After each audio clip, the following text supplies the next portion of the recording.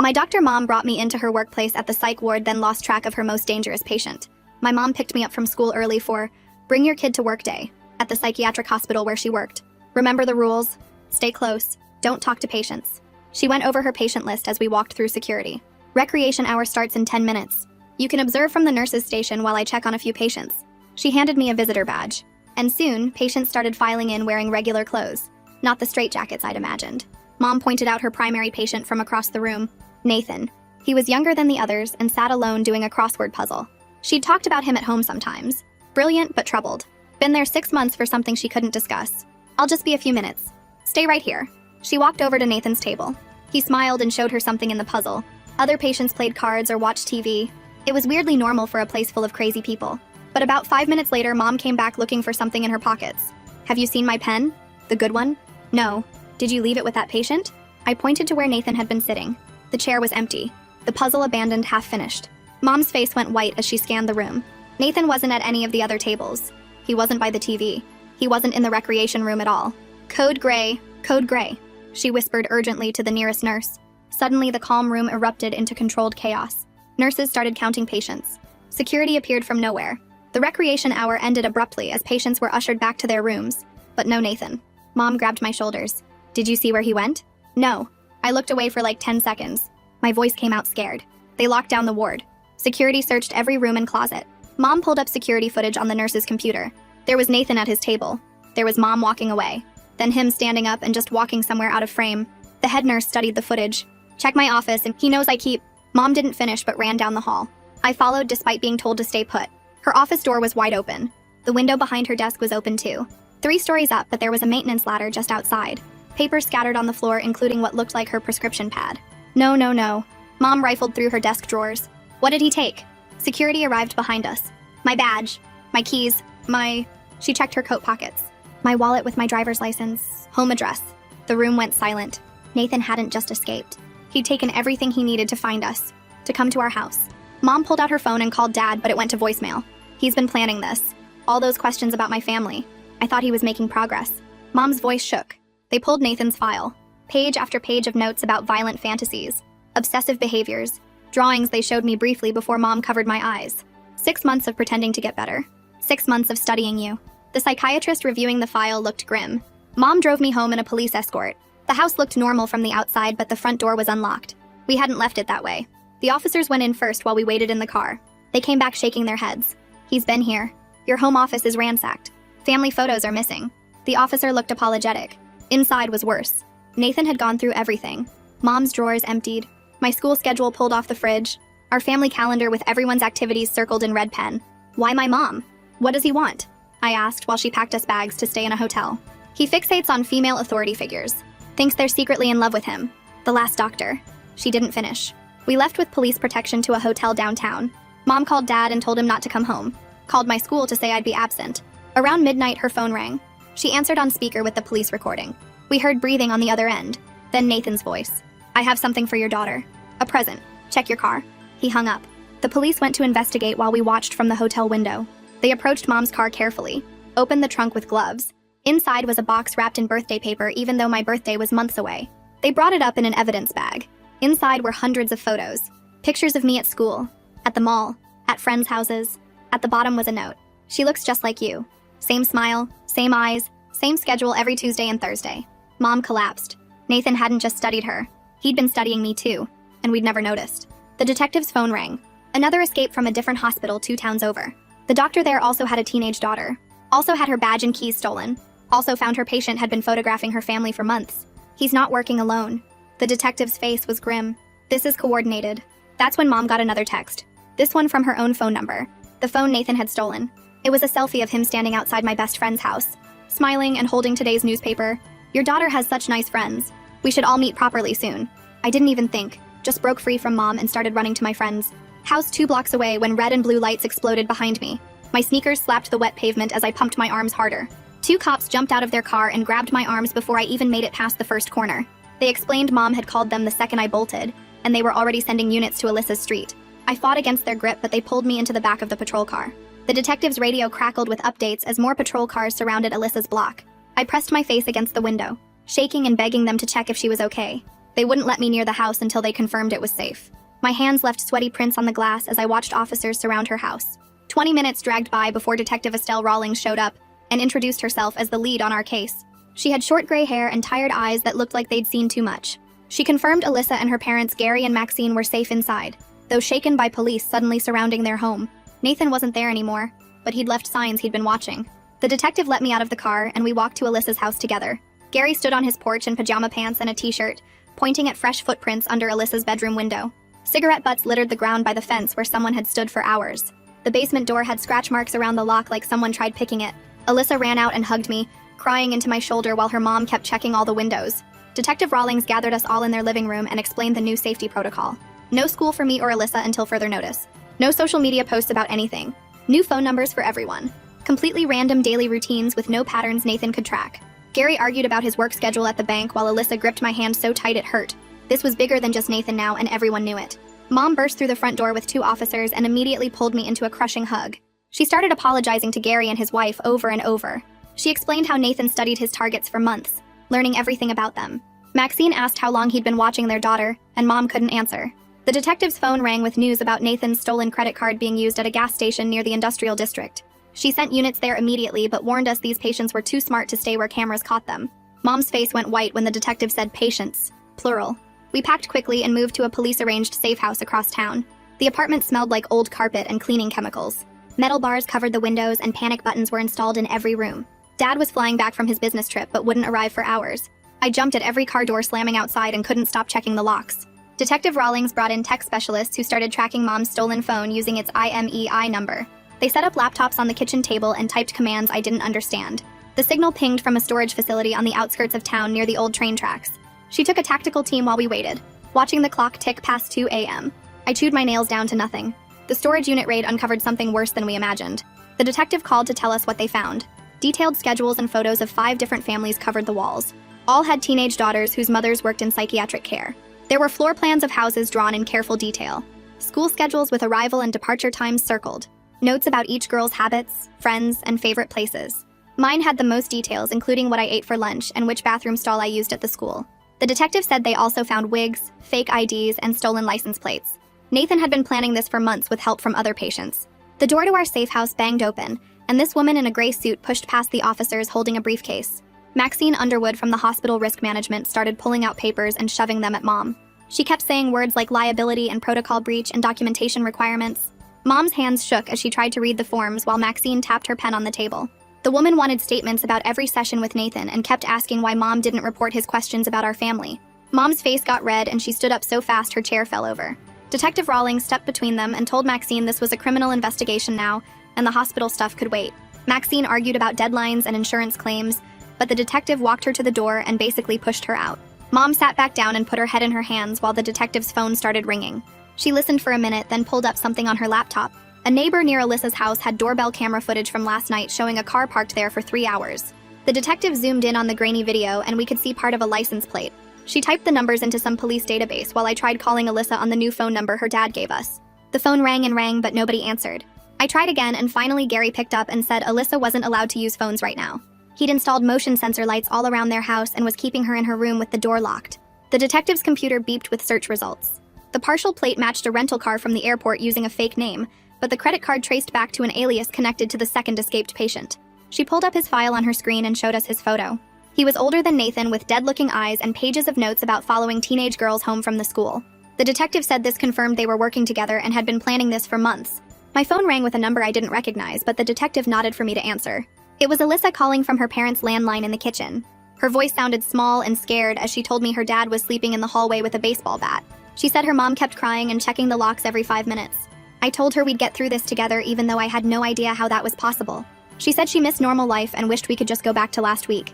Her dad must have heard her because suddenly the line went dead. A knock at the door made everyone jump, but it was just a woman with a folder full of papers. The victim advocate introduced herself and started spreading worksheets across the table about safety planning and restraining orders. She explained how to vary our routines and recognize if someone was following us. Mom kept interrupting to add stuff about Nathan's behavior patterns and how he studied body language. The advocate wrote everything down, but I could see her getting more nervous with each thing Mom said. Mom went to her room and came back with a box of session notes from the past 6 months. She spread them across the floor and started highlighting parts with a yellow marker. Page after page showed Nathan asking about our weekend plans and what I like to do after school. Questions about Mom's favorite restaurants and where we went on vacation. She showed the detective one page where Nathan asked if we had any pets, and another where he wanted to know about my friends. Every question seemed normal at the time, but now we could see the pattern. Mom's voice cracked as she admitted he'd played her perfectly, and she'd thought they were making progress. The detective took photos of all the highlighted sections for evidence. The front door slammed open and Dad rushed in still wearing his business suit from his trip. He immediately started yelling about why we were still in town and not driving to another state. Mom tried to explain, but he kept interrupting, saying we needed to leave right now. The detective had to raise her voice to get his attention. She explained that running would make things worse since Nathan had help and resources. They needed us here as bait to catch him using controlled scenarios.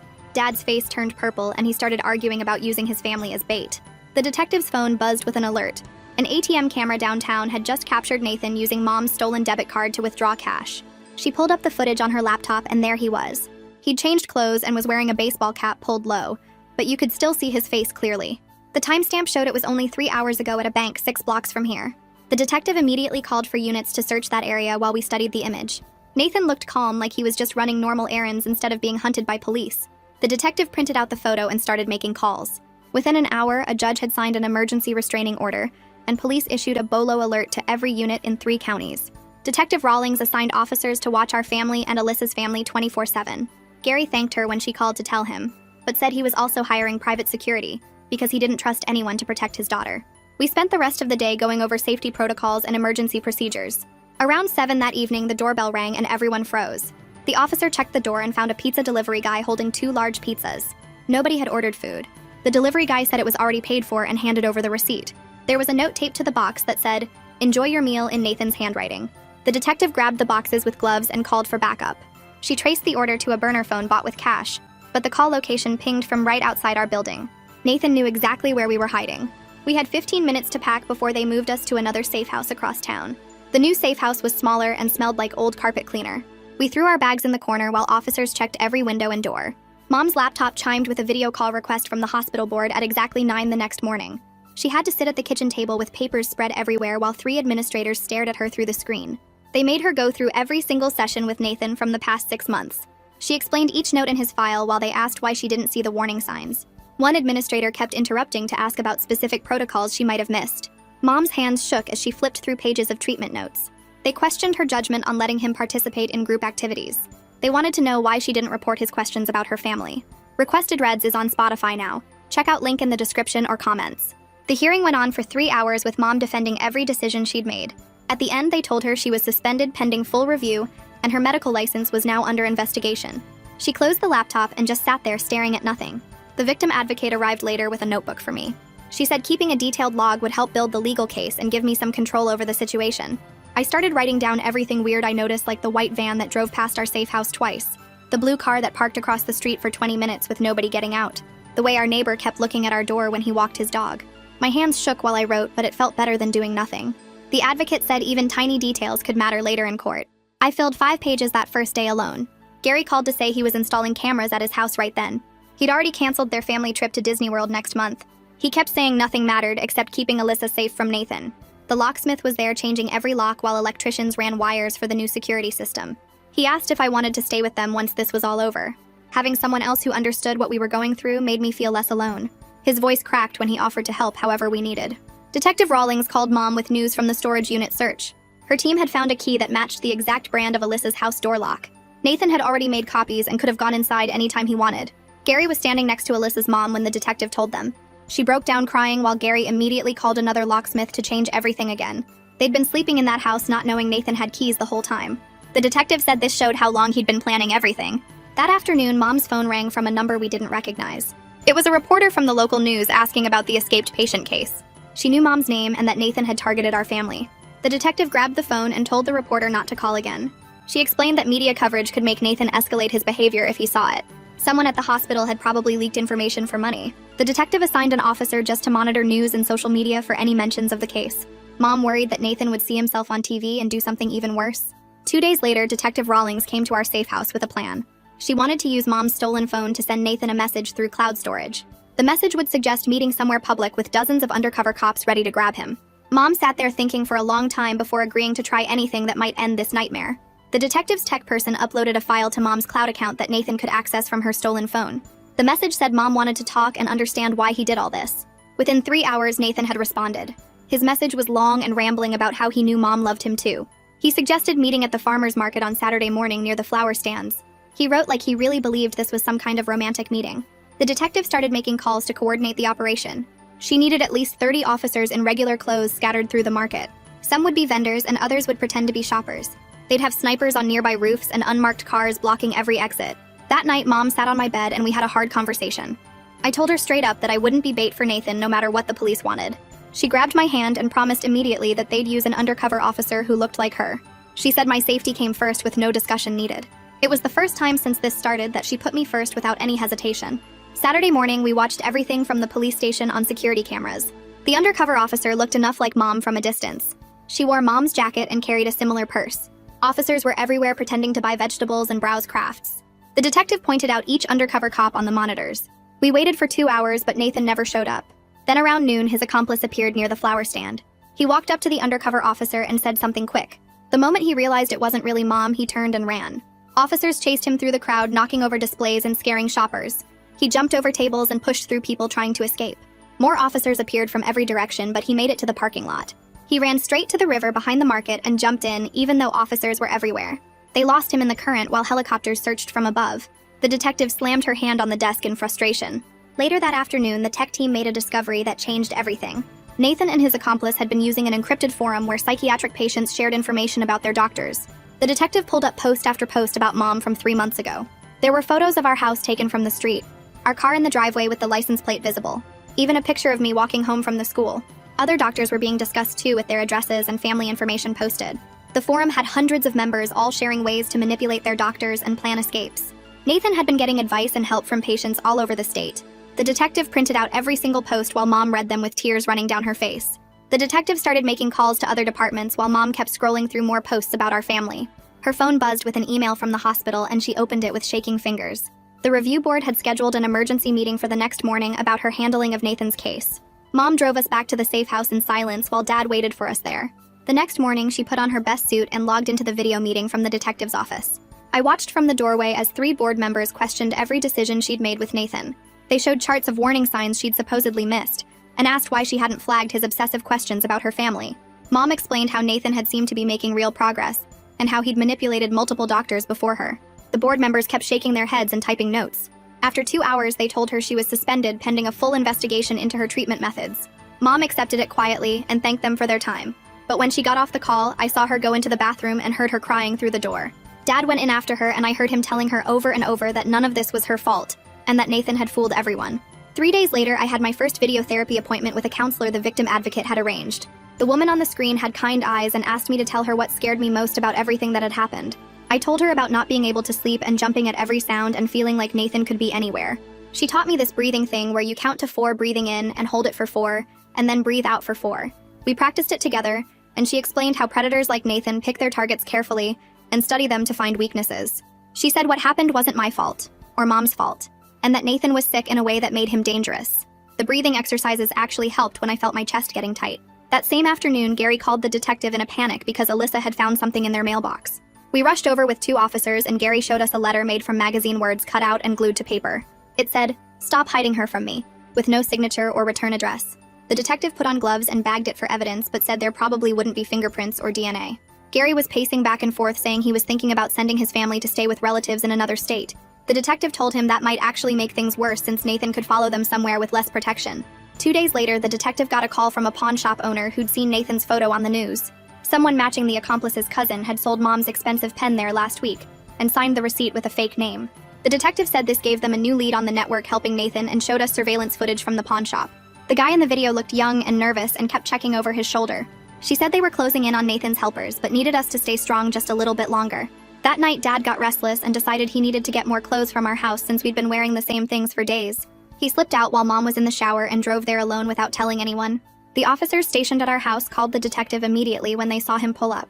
She called him directly, and I could hear her scolding him through the phone about breaking protocol and putting himself in danger. When Dad got back to the safe house, he exploded about feeling useless and not being able to protect his own family. He punched the wall and left a dent while yelling that he should be doing something instead of hiding. The detective sat him down and reminded him that following the safety plan was the best way to keep us all alive. After that, we all sat down and made strict rules that everyone had to follow. Dad could help, but only with a police escort, and nobody went anywhere alone for any reason. We had to check in every 2 hours by text, and if anyone was even 5 minutes late, we'd call the police. Having the structure helped even though we were all exhausted from the constant fear.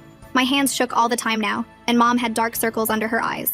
The next morning, a rideshare driver called the tip line saying he'd dropped someone matching Nathan's description near the park where I used to have soccer practice. The detective pulled up a map and realized Nathan had been studying my old routine to figure out where I might go next. She called the coach immediately and told him to cancel practice at that field. We had to stop using any familiar locations since Nathan knew all our patterns. The detective and Mom started talking about Tuesday coming up, which was when I normally had soccer practice. They figured Nathan might try to approach then since he'd mentioned knowing my Tuesday schedule in his note. The detective arranged to move practice to the gym at the police station instead, where there would be officers everywhere. Some of the other parents complained about the inconvenience, but the coach backed up the safety measure completely. That night, I was lying in bed unable to sleep when Mom knocked softly and came to sit on the edge of my mattress. She took my hand and apologized for bringing Nathan into our lives through her work. She said she should have seen the signs and been more careful with boundaries. She promised to always put our safety first from now on, and to never let work put us at risk again. We both started crying and held each other for a long time. The next day, the detective got data from the tracking device in Mom's stolen car key fob, showing everywhere Nathan had driven it over the past week. She spread out a map with red dots marking each location, and we could see he'd been to 3 other psychiatric facilities in nearby counties. He'd also driven through multiple residential neighborhoods that the detective said connected to other families being targeted. Each red dot represented another family going through the same nightmare we were living. Maxine from the hospital showed up at our safe house the next morning with a thick folder of papers and 2 lawyers behind her. She pushed past the officer at the door and demanded Mom sign something right away. Mom took the papers and started reading while Maxine tapped her foot and kept checking her watch. The documents were full of legal words about not talking to the media and not saying anything bad about the hospital. Mom's face got redder with each page she turned. She looked up at Maxine and said she wouldn't sign anything that stopped her from warning other families. Maxine started talking about the hospital's reputation and how this could hurt their funding. Mom stood up and told her that keeping families safe was more important than money. The lawyers tried to explain how the papers would protect everyone, but Mom wasn't listening anymore. Detective Rawlings walked in right then and looked at the papers on the table. She picked them up and read through them quickly before handing them back to Maxine.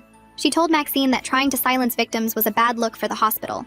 Maxine grabbed her papers and left with the lawyers trailing behind her. About an hour later, the detective's phone started ringing with updates from her team. They'd been tracking the cousin of Nathan's accomplice through his phone for the past 12 hours. The signal led them to a cheap motel on the highway where truckers usually stopped. The detective sent 6 officers to surround the building while she coordinated from our location. We watched her pace back and forth while giving orders through her radio. The officers moved in at exactly noon and found the accomplice in room 14 eating takeout food. He tried to run out the back window, but an officer was already waiting there. They got him in handcuffs while he kept yelling for a lawyer over and over. The detective told him they had enough from the storage unit to put him away for years. She said his only chance was to start talking about Nathan and the whole operation. The accomplice went quiet after that, and they took him to the station for booking. Mom asked if this meant Nathan would give up now that he lost his helper. The detective shook her head and said it might make him more dangerous since he was alone. That's when Gary called and said he wanted to help catch Nathan somehow. He'd been thinking about it all night and couldn't stand waiting around anymore. The detective listened to his idea about using his house as bait since Nathan knew where it was. She thought about it for a minute, then agreed, but only with strict conditions. She'd put officers inside his house and Alyssa had to stay at the safe house. Gary agreed right away and said he'd do whatever it took to end this. The detective started planning the operation with her team while Gary drove to the station. They decided to put a package on Gary's porch with a fake letter inside. The letter would be addressed to me and say that Alyssa wanted me to come visit her. They figured Nathan would see it and try to grab it since he was obsessed with both of us. Officers started arriving at Gary's house around 8 that night to get into position. 2 hid in the garage behind boxes, while another got into the basement through the back door. 3 more officers sat in unmarked vans down the street with cameras pointed at the house. Gary put the package on his porch at exactly 10 o'clock, then went inside to wait. The detective drove Mom to the police command post where they had all the camera feeds set up. I got taken to a small room at a different station with 2 officers watching me. The room had no windows and only one door that they locked from the outside. I couldn't sit still and kept walking in circles around the tiny space. The officers tried to get me to eat something, but my stomach was too tight. One of them let me use her phone to text Mom every 30 minutes. Mom texted back that nothing was happening yet and to stay calm. The hours dragged by slower than anything I'd ever experienced. My legs hurt from pacing, but I couldn't stop moving. At 2 in the morning, Mom stopped texting back, which made me panic. The officer said it probably meant something was happening and Mom was busy. I pressed my ear against the door trying to hear anything from outside. At 2:14 a.m., the motion sensors at Gary's house picked up movement in the backyard. A figure in dark clothes was creeping along the fence line toward the front. He stayed away from the streetlights and the obvious camera on the garage. But he didn't know about the tiny cameras hidden in the garden decorations. The detective told everyone through their earpieces to hold their positions. Nathan moved closer to the porch and stopped to look around. He waited for 5 whole minutes just watching the house. Then he walked up the steps and reached for the package. The second his hand touched it, officers burst out from everywhere at once. Nathan tried to run, but Detective Rawlings herself came around the corner and tackled him. He fought back hard, and she had to use pepper spray to stop him. 2 other officers helped get him in handcuffs while he screamed about Mom. He kept saying she betrayed him, and that she loved him, but was too scared to admit it. The officers dragged him to a patrol car while he kept yelling. They searched his pockets and found Mom's badge and keys and wallet. He had a second phone with hundreds of photos on it, including families we didn't know about. The detective said this evidence would put him away for decades at least. She called Mom at the command post to tell her it was over. Mom collapsed into a chair when she heard Nathan was finally caught. The accomplice at the station heard about Nathan's arrest and suddenly wanted to make a deal. He started telling the detective everything about how the forum worked. He gave them names of other dangerous patients and explained how Nathan organized everything. He said Nathan picked the targets and planned all the escapes. His testimony would help protect dozens of families from similar situations. The detective recorded everything while the prosecutor prepared charges. 3 days later, Mom had to give her formal statement to the prosecutors about Nathan's treatment. She sat in a conference room for 6 hours going through every session and decision. She admitted she missed warning signs because Nathan was so good at manipulation. She explained how he used her empathy against her by pretending to make progress. The detective sat beside her the whole time and kept telling the prosecutors that Nathan fooled multiple professionals. She pointed out that the other doctor at the second hospital fell for the same tricks. The prosecutor said they understood, but the hospital review would still continue. Mom nodded and said she accepted whatever consequences came from this. 2 weeks passed before Gary called to say the security company finished installing cameras at every angle of their house. He showed me the app on his phone where he could check all 16 feeds at once, and the motion sensors that sent alerts for anything bigger than a cat. His wife kept adjusting the new deadbolts on every door and testing the panic buttons they put in each room. Alyssa was allowed to go in the backyard alone now, but only during daylight, and Gary still watched from the kitchen window. Our families started having dinner together every Sunday, and nobody talked about Nathan, but we all knew why we needed to be close. The first day back at the school came with a security guard named Logan, who followed me between classes and stood outside the bathroom. Kids whispered and pointed in the hallways, and some asked if I was famous or in witness protection. Alyssa met me at my locker every morning, and we walked to first period together while Logan stayed 10 feet behind us. The counselor gave us passes to eat lunch in her office away from the staring and questions. We picked at our sandwiches and tried to talk about normal stuff like homework, but kept checking our phones for texts from our parents. 3 days into the school week, we got pulled out of class for Nathan's arraignment at the courthouse downtown. Mom sat in the front row with the prosecutor while Dad and I stayed in the back with other families. Nathan shuffled in wearing an orange jumpsuit with chains connecting his wrists to his waist and his ankles together.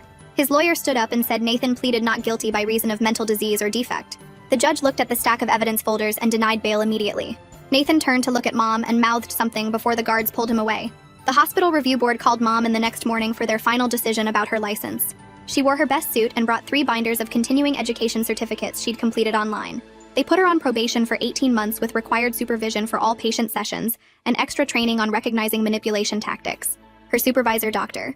Chen, volunteered to be her mentor, and 2 other doctors shared stories about patients who fooled them too. The victim services coordinator helped us file paperwork for insurance coverage that paid for new locks and window sensors and family counseling twice a week. She showed us a thick folder of programs for crime victims, including therapy dogs and support groups, and emergency relocation funds if needed. Dad spent hours reading every document and highlighting sections about reimbursement for time off work. 3 weeks after Nathan's arrest, we sat down for dinner without anyone checking the locks first. Dad made Mom's favorite pasta, and we actually watched a whole episode of some cooking show, without jumping at every noise outside. I slept 6 hours straight that night without any nightmares about Nathan standing in my room. The next Saturday morning, Alyssa texted asking if I wanted to walk to the corner store for snacks. Our parents had a whole discussion on the porch about whether it was safe and finally agreed if we stayed together and came straight back. We bought candy bars and chips and walked home holding the bags like trophies while our parents watched from the front steps. Detective Rawlings stopped by the next week with news that made Mom cry with relief.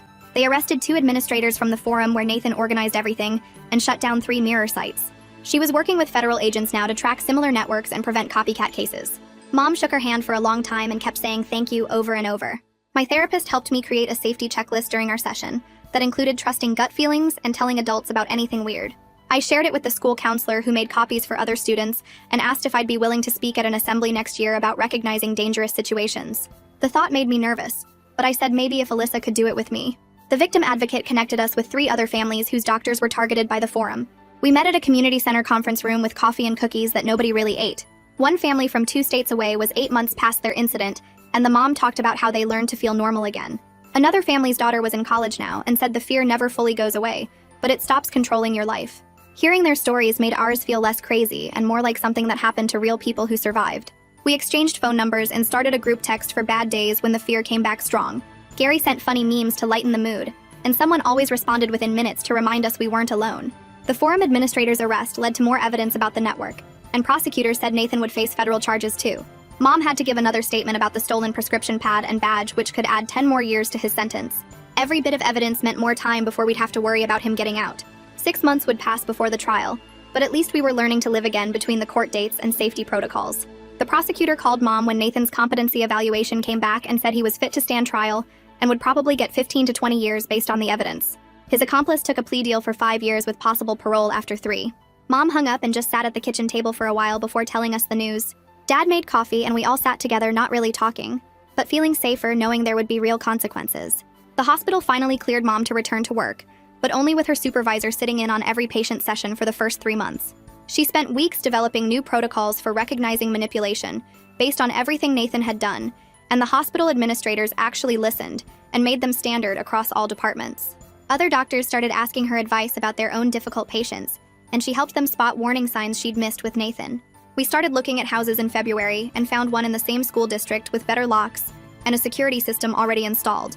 The realtor kept showing us the kitchen and bedrooms, but Mom and Dad mostly checked sight lines from the street and whether the windows had good locks. Alyssa came with us to see it and joked we should dig a moat around it, which made everyone laugh for the first time in months. Moving day felt like starting over, even though we kept checking over our shoulders and testing all the new locks twice. Nathan's trial started in April, and the prosecutor had so much evidence it only took the jury 2 hours to convict him on all charges. The judge gave him 18 years without parole, and Mom didn't go to the sentencing, but read the transcript later, where Nathan still blamed her for rejecting his love.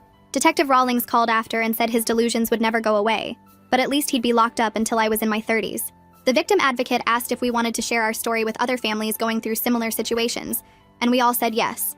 Dad got really into it and started creating resource packets for families dealing with the legal system after a stalking incident. We met with 3 other families that summer and shared what we learned about safety planning and recognizing fixation behaviors. Alyssa and I started our senior year together, and people at the school had mostly stopped asking about what happened, though some kids still whispered when we walked by. We both applied to colleges with good psychology programs and wrote our application essays about how our experience made us want to help others. The guidance counselor said our essays were powerful, but suggested we also write about other interests, so we wouldn't be defined by one terrible event. Graduation day was sunny, and both our families sat together with Gary manning the grill at the celebration afterward. We took pictures and ate hamburgers, and for a few hours it felt like any normal graduation party, except for how our parents kept scanning the crowd. Mom's work with the new safety protocols got noticed by other hospitals, and she started getting invited to speak at conferences. The hospital promoted her to department head with a focus on threat assessment, and she developed screening tools that could identify dangerous fixations early. She traveled to train staff at other facilities, and always came back with stories about doctors who thanked her for helping them avoid their own Nathan situations. I started college that fall, living in the dorms, but coming home every weekend at first. Alyssa went to a school 2 hours away, but we texted constantly and visited each other once a month. We both took intro psychology classes, and our professors had no idea why we already knew so much about personality disorders and threat assessment. Sophomore year, we both got internships at victim advocacy centers and realized we were actually good at helping people feel less alone. Our families stayed close with dinners every few weeks, and Gary still made jokes about the moat whenever we talked about home security. Mom published her screening protocols in a medical journal, and suddenly she was getting calls from hospitals all over asking for training. Dad framed the article and hung it in his office next to pictures of our family looking happy and safe. 3 years passed with no word about Nathan except annual victim notifications that he was still in the same prison. The fear faded into background noise that only got loud on certain anniversaries or when someone mentioned crossword puzzles. I graduated college and started a master's program in clinical psychology, focusing on trauma recovery. Mom's protocols were being used in psychiatric facilities across the country, and she estimated they'd prevented dozens of dangerous situations. Dad still volunteered with victim advocacy groups and had helped over 50 families navigate the court system. Alyssa was in law school planning to become a victims' rights attorney, and we still talked every week about everything and nothing. 5 years after that terrible day at the hospital, I was sitting in my graduate school library studying for comprehensive exams when I realized I hadn't thought about Nathan in weeks. Mom was speaking at a national conference about her threat assessment tools that were saving lives every day. Dad had his own support group for families of stalking victims that met monthly at the community center. Our family bonds had become unbreakable through everything we survived together, and Nathan was just a footnote now in our story of learning to help others avoid what we went through. That's everything I wanted to share. If one part of it stuck with you, then it was worth telling. Hit subscribe and let's keep building on it.